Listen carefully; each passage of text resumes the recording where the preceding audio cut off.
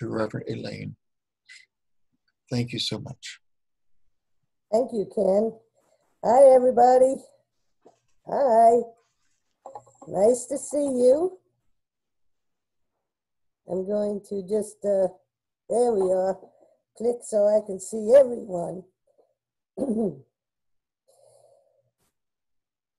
So today I'd like to talk to you about something that's been in the forefront for us lately. Not to sound like a news channel, but we certainly are in unprecedented times right now. And what this has created is a time when we've become more united than ever, but at the same time, we're more divided than ever. And sometimes it's hard to know what's right. Spiritualism is a threefold study. It's a religion because we believe in God. It's a science because we base our understandings on factual information. And it's a philosophy because we study the laws of nature and we ascribe to embrace the universal truths that we find therefrom. The Declaration of Principles gives us keys to right living. And they're really pretty simple. Not always easy, but simple. Treat others like you would like to be treated. And be personally responsible for everything you think, say, and do. So I said it was simple, but it's not necessarily easy. Again, I say, sometimes it's hard to know what's right. One real easy example, to mask or not to mask, that is the question. H. Gordon Burroughs wrote a book called Becoming a Spiritualist. And in this book, one chapter in this book, well, several chapters, deals with what he calls spiritualism as the religion of self-culture. And in that, he explains that it's really important for us to cast out certain traits within us that keep us from moving forward spiritually. Things like jealousy, greed, gossip, selfishness, and so on. But certainly the most difficult obstacle for us to overcome is our misguided perception of ourselves. That's the umbrella that all of these other traits, these individualized traits, fall under. And that umbrella is called our ego. Albert Einstein defined ego as a lack of knowledge. And I thought that was a really interesting definition until I started to dig a little bit deeper to understand the meaning of what he meant by saying that. He went on to say that a massive ego equates to a massive lack of knowledge. And so if we define ego as a lack of knowledge, then logically we understand that in order to dispel a lack of knowledge, we need to educate ourselves further, to gather knowledge, to put ignorance behind us.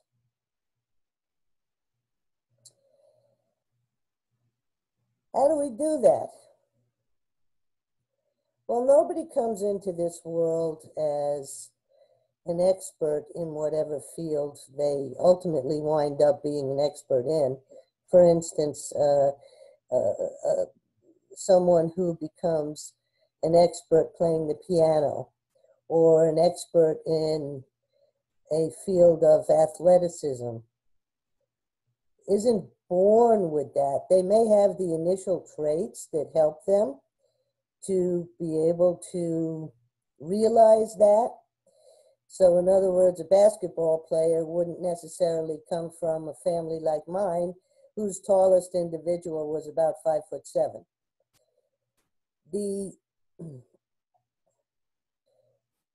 The way that we become more expert is to have teachers, people that have gone before us that can help us gain a better understanding of what we're trying to accomplish, because they are able to guide us in the direction that we aspire. So if you want to become a great pianist, then you need to take piano lessons. If you want to become a great basketball player, then you need to get with a basketball coach, and so on. And this provides us with the direction that we need to become better equipped to do what we've set out to accomplish. Now, the same thing goes with spirituality. In order to become more spiritually adept, we need guidance. We need help. We need training. We need people who have the qualities that we aspire to have, so that they can help us and teach us become that spiritual individual that we aspire to become.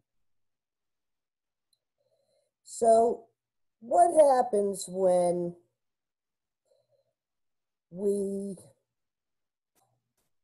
hit that wall, when we run into an occasion where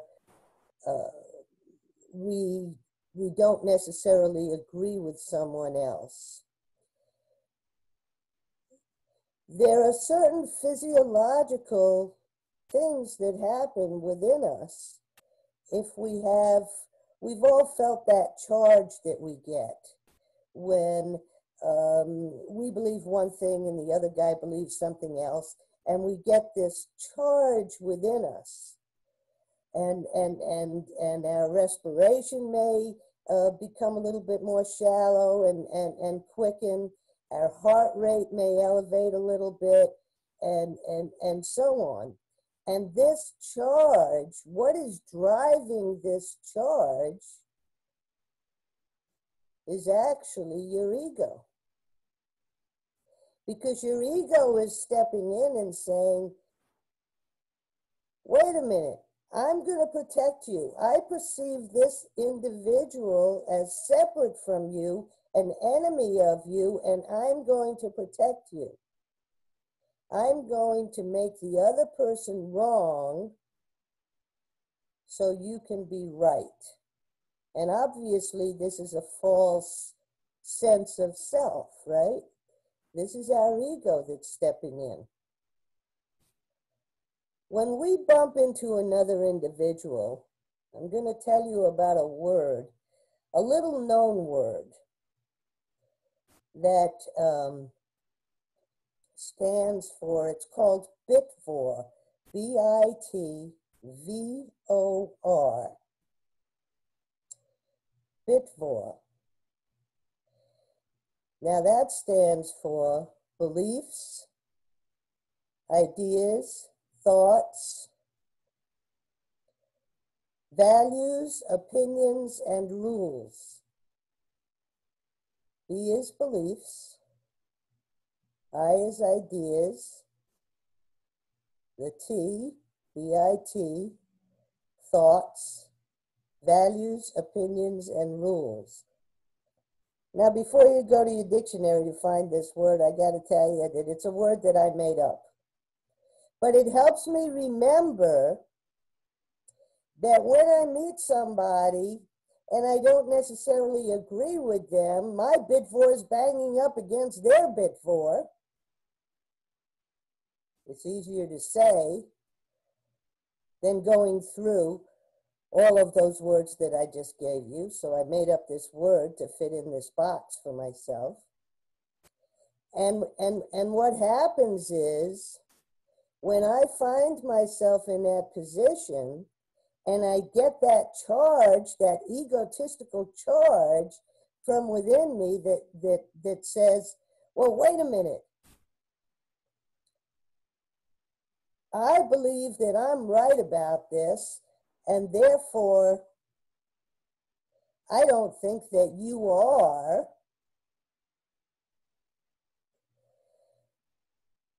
This causes a separatism, a division, and that's exactly what your ego wants to do. Your ego is a false sense of self that wants you to believe that it's your protector, when in fact your ego is actually divisionary.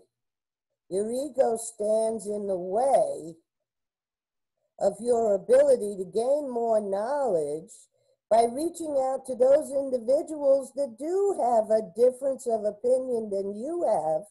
Therefore, they can expand your knowledge about things, give you a different perspective, expand your knowledge, and help quiet your ego. So those individuals that you perceive perhaps as people that you aren't necessarily in an alignment with. Some people call them, would go so far as to call them enemies, right? Or people that you are in a vast disagreement with. These people are actually, in reality, your greatest asset, your aid, angel in disguise, that can teach you the most about quieting your ego. Because we learn very little, in all honesty, when we interact with those that are exactly on the same page as we are. We support one another and we say, yeah, I agree with you, that's right. And the other person says, yeah, I agree with you too, and that's right. But what do we learn there? We're just kind of treading water. When we learn from people who have a different opinion than we have, that can stretch us and give us a different perception of things so that we can grow. And I got to tell you, as a sidebar, that admittedly there are days when I say, Lord, don't teach me any more today, because I've had quite enough exposure to the lessons before me, right? And I'm sure all of you have felt the same way.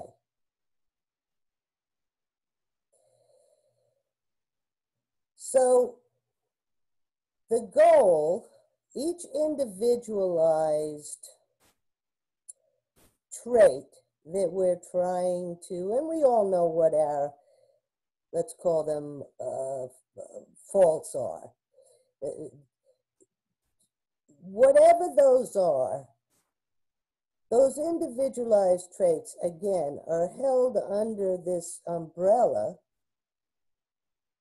of your ego.